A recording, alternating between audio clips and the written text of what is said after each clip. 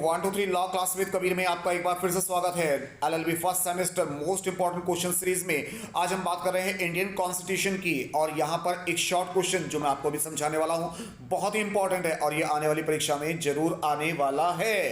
इसको कहेंगे परिसंघवाद क्या है। परिसंघवाद क्या है? परिसंघवाद की परिभाषित करने के संदर्भ में विभिन्न विद्वानों में समय समय पर विभिन्न दृष्टिकोण प्रस्तुत किए हैं, जैसे कठोर दृष्टिकोण, आधुनिक दृष्टिकोण और गतिशील दृष्टिकोण।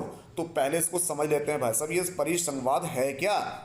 कि यानी कि शक्तियों का विभाजन केंद्र सरकार और राज्य सरकार में किस तरह से किया जाए। तो जो संविधान होते हैं एकात्मक या संघात्मक होते हैं। एकात्मिक सारी शक्तियां केंद्र सरकार के पास होती हैं, जबकि संघात्मक में केंद्र और राज्य सरकार शक्तियों का आपस में विभाजन कर लेती हैं। परंतु भारत का जो संविधान है, भारत में जो कानून व्यवस्था है, इसके अंतर्गत संसदीय प्रणाली को ना तो एकात्मक माना गया न संघात्मक माना गया, और बल्कि इसको माना गया है अर्धसंघात्मक। और यहां पर शक्तियों का विभाजन कैसे किया गया, इसके बारे में एक उदाहरण द्वारा समझिए। प्रोफेसर केसी हियर ने कठोर दृष्टिकोण को अपनाते हुए एक बहुत ही सरल से एग्जाम्पल से भारतीय जो व्यवस्था है, संविधान की व्यवस्था है, जो राज्य और संघ के बीच में, केंद्र सरकार और राज्य सरकार के बीच में जो संबंध है, उनको समझाने का प्रयास किया है।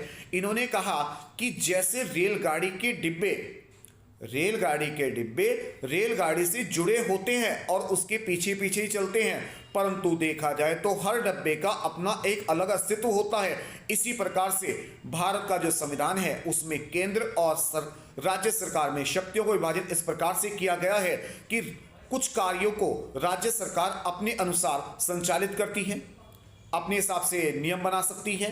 परंतु अगर देश की बात की जाए तो कुछ शक्तियां केंद्र सरकार के हाथ में दी गई हैं और राज्य सरकार कहीं ना कहीं उन नियमों, उन कायदे कानूनों के अधीन जो केंद्र सरकार है उसके दिशा निर्देश के अनुसार ही कार्य करना पड़ता है। तो इसे ही परिसंघवाद कहा जाता है, यानी कि शक्तियों के विभाजन की विधि को ही परिसंघवाद कहा जाएगा। अगर आपको मेरा पढ़ाना अच्छा लगा हो तो मेरे वीडियो को लाइक करें, शेयर करें, सब्सक्राइब करें। 1 2 3 law classes with Kabir. Thank you.